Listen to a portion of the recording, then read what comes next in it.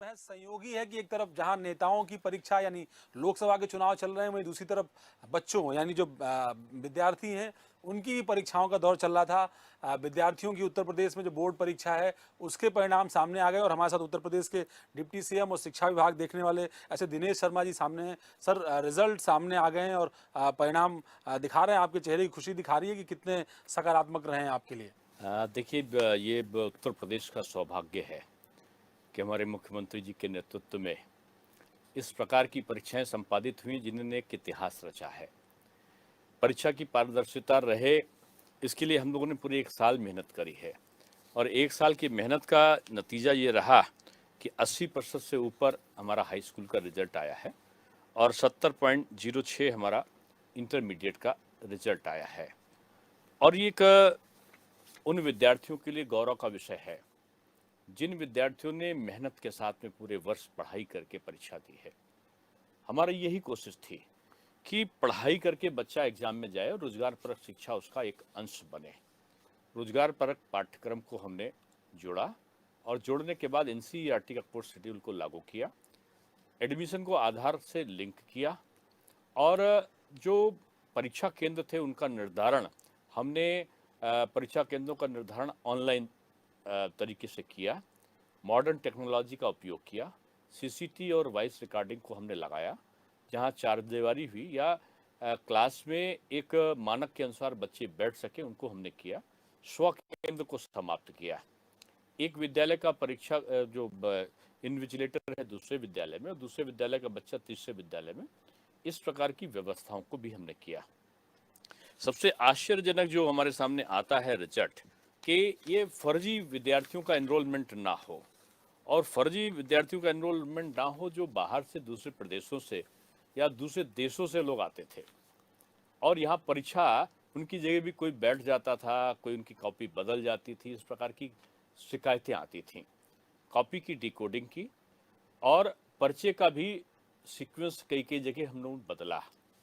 Model paper को तैयार करके एक वर्ष पहले हमने अपने वेबसाइट पे बच्चों की सहूलियत के डाल दिया, जिसमें बच्चों को इधर उधर भागना ना पड़े। पेशेवर लोगों के पास में कैसा पेपर आपका आएगा, क्या शेड्यूल होगा, उसका पैटर्न क्या होगा, क्या क्या चीज़ें उसके दायरे में आ सकती है, यानी पूरे कोर्स शेड्यूल को उसके मॉडल पेपर के हिसाब से बना के वेबसाइट पे डाल दिया। बातें तो पहले भी होती थी, पहले भी नियम कानून बने थे, सीसीटीवी कैमरा लगाने की बात हुई थी। नहीं, कभी नहीं हुई थी। लोग जो है जाने की पहली बात बार करते थे, लेकिन पहली बार हुआ मैं है। यही कह रहा हूँ कि लोग जमीन पर चीज़ों को नहीं पाते थे और प्रदेश में एक ऐसा अवैध तबादला उद्योग जो नकल का उद्योग है बना हुआ था।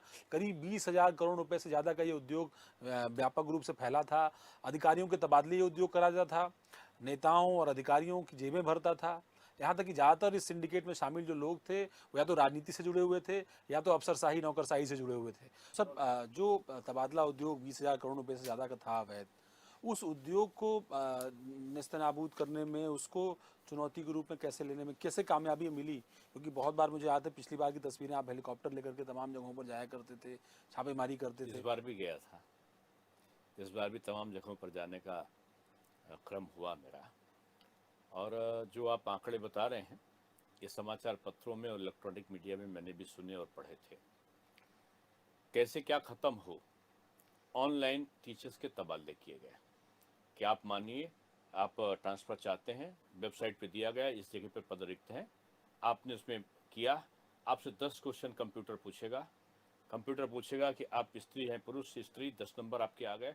आपको किडनी की कैंसर किसकी बीमारी है 10 नंबर आ गए। पति क्या या पत्नी आपकी एयरफोर्स में है, बताया, 10 नंबर आ गए। 10 क्वेश्चन इसी प्रकार से पूछेगा। पूछने के बाद में जिसके अंक ज़्यादा होंगे, 3 प्रायोरिटीज मांगी गई।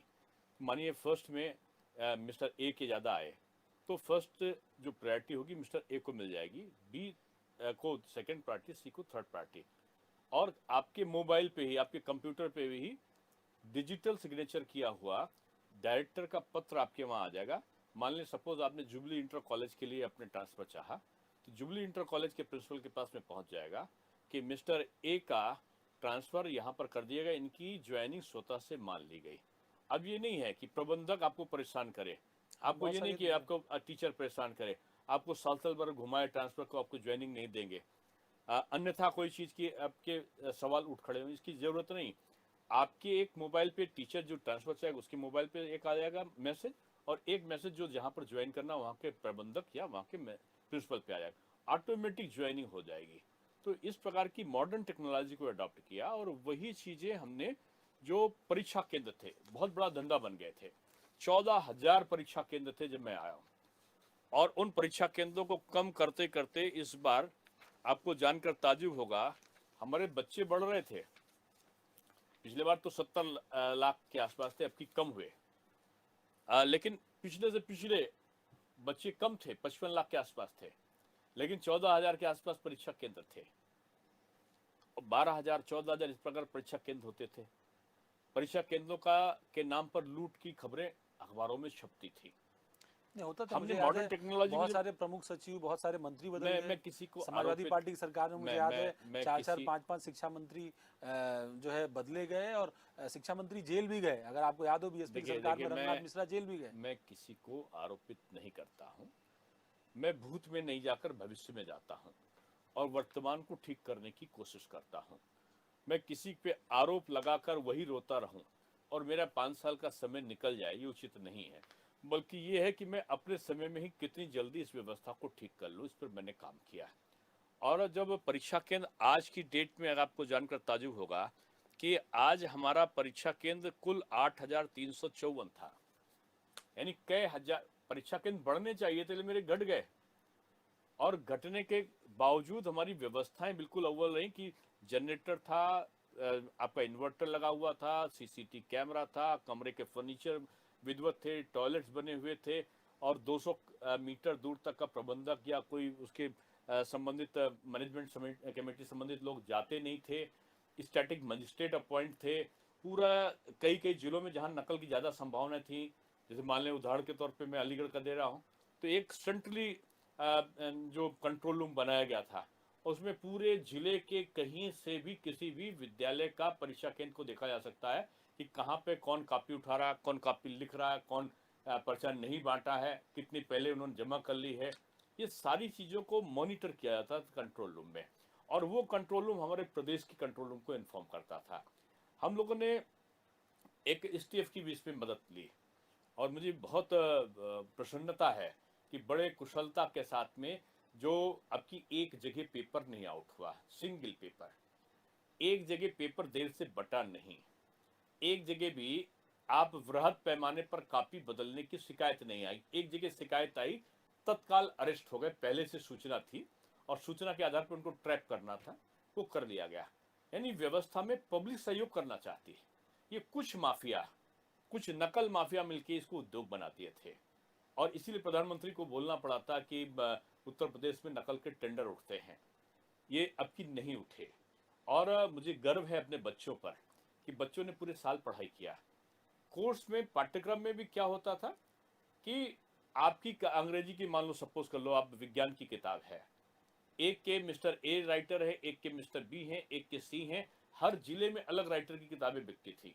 जो किताबें 25-50-100 रुपए में बिकनी चाहिए थी, वो 2500 और 2000 और 1500 की बिकती तो थी। किताबों के छपने का भी एक पूरा उद्योग था, बेसिक मैंने शिक्षा और माध्यमिक मैंने शिक्षा में। एनसीईआरटी का छपाया, और आज मुझे गर्व है कि पूरे देश में सबसे कम, और मैं आपसे कहूंगा जाके आप देखिए 20 साल पहले जो किताब के दाम थे, उन दामों पे अच्छे कागज की किताबें आज अच्छे पाठ्यक्रम के साथ में आपको उपलब्ध हैं। ये कैसे हुआ? दरअसल इसमें बजट भी देखिए, लगता है। आप जैसे कंट्रोल रूम बनाएंगे, सीसीटीवी कैमरा मैंने लगाएंगे, कोई बजट मंत्री जी जाएंगे, मैंने तमाम सारी चीजें होंगी, तो क्या इसमें खर्च नहीं होगा? ये कैसे मैनेज किया आपने? बजट तो, मैं शिक्षा विभाग तो बजट के लिए रोता रहता है उस हमेशा। जादू को देखिए, जिसको काम नहीं करना उसका बजट का बहाना है। ये बात सही, मेरे सामने भी बजट का बहाना आया था, लेकिन मैंने 1 रुपए कहीं का अतिरिक्त खर्च नहीं किया, खर्च बता लिया है। 2.5 महीने परीक्षा कराते थे, 500 करोड़ रुपए एक महीने में खर्च होता था, ऐसा अखबार लिखता था। हमने 16 दिन की इंटर की परीक्षा और 14 दिन में हाई स्कूल की इंटर परीक्षा करा डाली। ये विश्व का एक रिकॉर्ड है, इतनी बड़ी, दुनिया की सबसे बड़ी परीक्षा। और 1 साल पहले अनाउंसमेंट किया कि 7 फरवरी को शुरू करेंगे, और 16 दिन और 14 दिन में समाप्त कर देंगे। लोग हंसते थे कि इतने दिन पहले, और 30 अप्रैल से पहले रिजल्ट डिक्लेयर।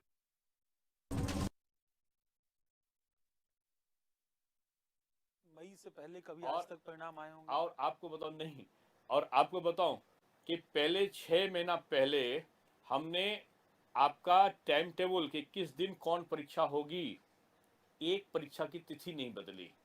कुंभ के स्नान पड़ गए, तमाम त्योहार बदल गए, अब लोकसभा के चुनाव और भी। लोकसभा के चुनाव आ गए, लेकिन हमने उस प्रकार की क्रिया करके पहले से उस पर वर्जिश किया था, उस पर पहले से हमने प्रैक्टिस किया था कि कैसे हम लेंगे, और पूरा एक पारदर्शी तरीके से कि बड़ा स्नान कब पड़ेगा, छोटा कब होगा, कब छुट्टी की जरूरत है, कब नहीं है, एक प्लानिंग करके व्यक्ति जो चाहे वो पहले से कर सकता है।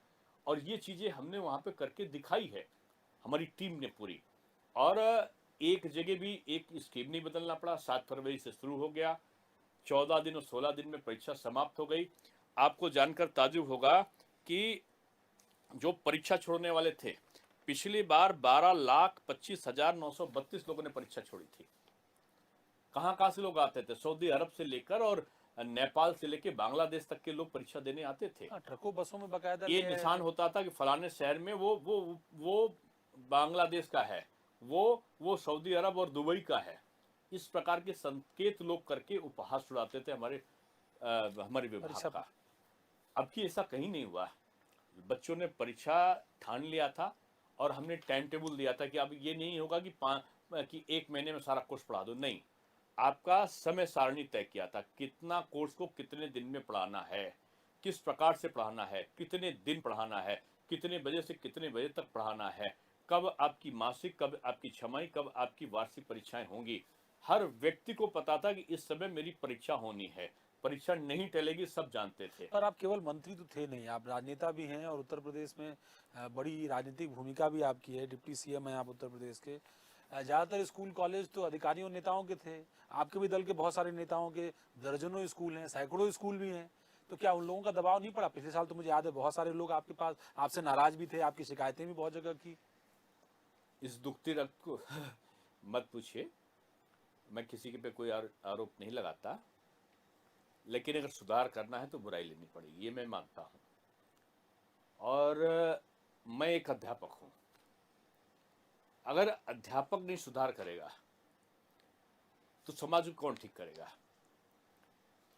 इसलिए इस सब चीज़ों को हमने कवर किया और शोर सिफारिश ना के बराबर, मतलब बिल्कुल नहीं मानी। अब कौन मुझसे प्रसन्न है, कौन मुझसे नाराज है, ये मेरे लिए प्रश्न नहीं है। बच्चों का भविष्य अच्छा है, ये मेरे लिए प्रसन्नता का विषय है। बहुत सारे नेता आते थे हम लोगों से मिलते हुए, कहते थे कि दिनेश शर्मा जी जो है कार्यकर्ताओं की नहीं सुन रहे, नेताओं की नहीं सुन रहे हैं। हमारे अपने स्कूल हैं, अगर हमारी सरकार में नहीं चलेंगे तो किसकी सरकार में चलेंगे? तो ये नाराजगी और ये खतरा क्यों मोल लेते रहते, खासतौर पर आप तब जब लोकसभा के चुनाव सर पर थे? मुझे लगता है कि मुझे इसलिए पार्टी ने बनाया था कि मैं शिक्षा में सुधार करूं, और शिक्षा में सुधार करना मेरा कर्तव्य था। बच्चों का भविष्य ठीक हो, ये मेरा उद्देश्य था, और उस उद्देश्य में मैं सफल हुआ हूँ। कौन नाराज हुआ है, कौन प्रसन्न हुआ है, ये मेरा विषय नहीं है। मेरा विषय केवल इतना है कि उत्तर प्रदेश का बच्चा पढ़ के निकले तो बेरोजगार डिग्री धारक बच्चे के रूप में नहीं निकले, उसको रोजगार मिले। पर अब तो पाठ्यक्रम का अब सुधार तो हो। परिणाम आपने दे दिया। अब तो आप इस बात को कम से कम बताइए कि कौन किस तरह का दबाव था। मैं चेहरों का नाम नहीं पूछूंगा, पर दबाव कैसा था, किस स्तर का था, ये बात तो आप कह सकते हैं। बिकॉज सबसे बड़ी बात ये है कि लगातार जिस तरीके से इन विषयों को लेकर के आप पर दबाव रहा, मुझे याद है पिछले साल भी जो है बहुत सारा तनाव, बहुत सारा दबाव इस बात के लिए था और आपको उससे निकलना पड़ा। इतना ही कहिए कि मुख्यमंत्री जी का पूरा सहयोग मुझे मिला, सरकार का सहयोग मिला, और ये काम अच्छी तरह सफल हो गया। अब मैंने पहले कहा था, मैं भविष्य की गर्त में, भूत की गर्त में नहीं जाता, भविष्य की चिंता करता हूं और वर्तमान को ठीक करता हूं।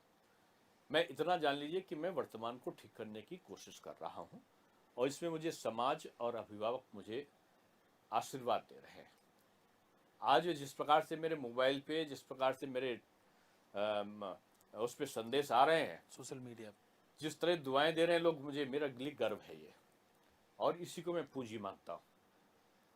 अच्छा, राजनीतिक चर्चा भी थोड़ी कर लूं, आपका भी समय बहुत कम है आपके पास इस वक्त। मैं एक चीज इसमें बताना चाहूंगा, एक बहुत बड़ा खेल होता था, प्राइवेट बच्चे जो बैठालने का काम होता था। बड़े पैमाने अगर आप देख लें, 2 साल पहले 1,50,200 के आसपास प्राइवेट लोगों ने फॉर्म भरे थे। परीक्षा में प्राइवेट फॉर्म भरते थे और पता चला कि वो है किसी दूसरे प्रदेश में, एग्जाम में नहीं दिया, उस कॉलेज ने उनको डिग्री भिजवा दी। बहुत होता था। तो ये चीजें होती थी, अगर इसको मैं नहीं रोकूंगा तो कौन रोकेगा। अब की मैंने उसको आधार से लिंक किया और प्राइवेट कॉलेज से परीक्षा फॉर्म नहीं भरे गए, अभी केवल सरकारी फॉर्म विद्यालय से प्राइवेट फॉर्म भरवाए। और ये निश्चित कर दिया था कि किसी प्रकार का अगर कोई भी हमारा तत्व सरकारी अगर इन्वॉल्व हुआ तो उसके खिलाफ कठोरतम कार्रवाई होगी। मुझे पूरा प्रसन्नता है कि अधिकारियों ने मुझे सहयोग किया। और आप इसको रिकॉर्ड मानकर देखिए, 1,50,200 लोग भरे थे पिछले से पिछले बार फॉर्म प्राइवेट, अब की कुल है 6,595। कहाँ चले गए सब लोग? इतने लोग फर्जी भरते थे क्या? तो ये आंकड़े भी मुझे लगता है आपको देने चाहिए कि ये इतने विद्यालय बंद हो गए, क्योंकि बहुत सारे विद्यालय तो इसी आधार पर, इसी प्राइवेट विद्यालय वही चलेगा जहां पढ़ाई होगी। विद्यालय अगर नकल के लिए चलाया गया तो नहीं चलेगा, और जब तक हम रहेंगे कम से कम तब तक तो नहीं चलेगा। राजनीतिक तौर पर अब थोड़ी चर्चा कर ली जाए। आप मुंबई से लेकर लखनऊ तक लगातार पार्टी का चुनाव प्रचार कर रहे हैं। राजनीतिक तौर पर आधा चुनाव लोकसभा का बीत चुका है, आधे चरणों के चुनाव अब बाकी हैं। खासतौर पर पूर्वांचल, जहां प्रधानमंत्री चुनाव लड़ रहे हैं, गृह मंत्री लखनऊ से चुनाव लड़ रहे हैं, ऐसी सीटों पर अब चुनाव होने जा रहा है उत्तर प्रदेश में। खासतौर पर अगर देखें तो आपके सरकार का कामकाज, मोदी सरकार के कामकाज, अब इन तमाम चीज़ों को देखने के बाद अब तक जो लोकसभा के चुनाव हुए हैं उसका नतीजा आपको किस तरीके से दिखता है? देखिए, प्रथम 3 चरण के चुनावों ने स्थिति को स्पष्ट कर दिया है। और स्थिति वो है कि मैं कभी कभी हंसी में उदाहरण देता हूँ कि जब आसमान में पक्षी उड़ने लगे, बादल मंडराने लगे, तो लोग कहते हैं कि पानी बरसने वाला है, मौसम की अनुमान लगाते हैं।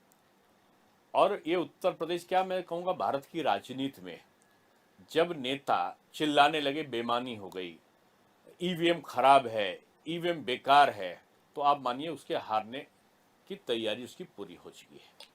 और ये कार्रवाई आपने नेताओं के मुख से सुन ली है। यानी पानी बरसने वाला है, यानी वो चुनाव हारने वाले हैं, इसका संकेत स्वयं से उन्होंने दे दिया है। बीजेपी स्वीप करेगी, उत्तर प्रदेश में पिछला रिकॉर्ड टूटेगा। पर जिस तरह के राजनीतिक बयानबाजी जिस तरह की हो रही है, जिस तरीके से चुनाव को कम्युनल करने का प्रयास हुआ, चुनाव में पक्ष विपक्ष में लगातार आरोप प्रत्यारोप हुए, तल्ख भाषा का प्रयोग किया गया, ऐसी बयानबाजी की गई जो राजनीतिक शुचिता और लोकतांत्रिक व्यवस्था के लिए बहुत अनुकूल नहीं मानी जाएगी, इन व्यवस्थाओं को लेकर के किस तरीके से आकलन करेंगे आप? देखिए, शब्द का संयम प्रत्येक व्यक्ति के लिए, चाहे वो राजनेता हो या समाज से जुड़ा हुआ कोई व्यक्ति हो, बहुत आवश्यक है। सीमाएं नहीं लागनी चाहिए। चुनाव निष्पक्ष हुए, ये एक अच्छी चीज है, और अभी तक निष्पक्ष है, आगे भी निष्पक्ष रहेंगे। लेकिन चुनाव में राजनीतिक कटुता का भाव, जातिवाद, संप्रदायवाद, क्षेत्रवाद, गाली गलौज, प्राइम मिनिस्टर को कहना पड़े कि मैं गाली प्रूफ हूँ, मैं समझता हूँ कि ये लोकतांत्रिक परंपराओं के प्रतिकूल है। इससे लोगों को बचना चाहिए। और रहा चुनाव में कि बड़े बड़े महारथी आए थे, बड़े बड़े बयान दिए थे, बड़े बड़े चमत्कार कर रहे थे, बहुत बहुत अपने तूफान खड़ा कर देंगे, ऐसे भी उद्वेलित होने वाले बयान दे रहे थे। लेकिन पता चला कि टाइम टाइम फिश हो गया। लखनऊ में आखिरी दिन वो प्रत्याशी पा पाए। वाराणसी में बड़ी बड़ी चुनौतियां देने वाले लोग आखिरी दिन भी घूम कर कोई जब तैयार नहीं हुआ तो पुराने अपने चेहरे को ही बड़े मुश्किल से ला पाए। तो ये लोगों का अनुमान लगा लेना चाहिए कि लोकप्रियता का ग्राफ किसी का कितना ज्यादा है। पर मायावती जी तो आप पर आरोप लगाती हैं कि भाई चुनाव आयोग आपसे मिला हुआ है, वो आपकी बातें सुन रहा है, आपके नेताओं पर कार्रवाई नहीं कर रहा है, उनको 72 घंटे का बैन लगा रहा है। कह दीजिए कि चुनाव आयोग अगर मिला हुआ था तो राज्यों का जो छत्तीसगढ़, मध्य प्रदेश और राजस्थान का चुनाव हो गया है उसको भी रद्द करने की मांग कर दें, और उसमें भी बता दें कि ईवीएम खराब था और वहां पर बेईमानी हो गई। वो ये नहीं कहेंगी। पंजाब में कांग्रेस सरकार बन गई, कर्नाटक में बन गई, या दिल्ली में जीत गए, वहां बेईमानी नहीं, वहां पर लोकतंत्र स्थापित हुआ। जहां पर बीजेपी जीत गई वहां पर लोकतंत्र खतरे में पड़ गया। इस प्रकार की निराशावादी दृष्टिकोण से राजनेताओं को बचना चाहिए। अच्छा, मायावती और अखिलेश यादव एक मंच पर आए, एक वोट बैंक जुड़ा और एक बड़ी चुनौती महागठबंधन के रूप में आपके सामने प्रस्तुत करने की कोशिश की गई। इन आंकड़ों को भी अगर देखें पिछले 17 और 14 के चुनाव मैं में, आपसे बीच टोक कर निवेदन कर रहा हूं। इस प्रकार के जो अनुमान होते हैं, उन अनुमानों को गलत तरीके से प्रस्तुत किया जाता है। पिछली बार एक विज्ञापन आ रहा था यूपी के दो लड़के, और यूपी के दो लड़के करके आदरणीय अखिलेश जी और आदरणीय राहुल जी को दिखाते थे मीडिया के लोग। विज्ञापन में भी यही आता था। उसमें से एक लड़के बाहर हो गए। पिछली बार दो लड़के थे, आदरणीय मायावती जी जिनको अब वो बुआ जी कहते हैं, तो वो बाहर थी और दो लड़के एक साथ थे। अब की एक लड़के बाहर चले गए, बुआ जी अंदर आ गई। बाहर पिछली बार बुआ जी की जो पार्टी थी वो बीजेपी के वोट काटने का काम करती थी। अब की जो एक दूसरे बड़े वाले लड़के थे उनकी पार्टी कांग्रेस वोट काटने का काम कर रही। इक्वेशन में कोई अंतर नहीं आया है। तीनों का इक्वेशन एक साथ पिछली बार की तरह ही है, जो विधानसभा चुनाव 2017 में बुरी तरह पराजित हुआ था। 3/4 वोटों से बीजेपी जीती थी। तब भी यही कहा जाता था इनका इतना स्ट्रांग कॉम्बिनेशन है, बीजेपी कैसे मुकाबला करेगी।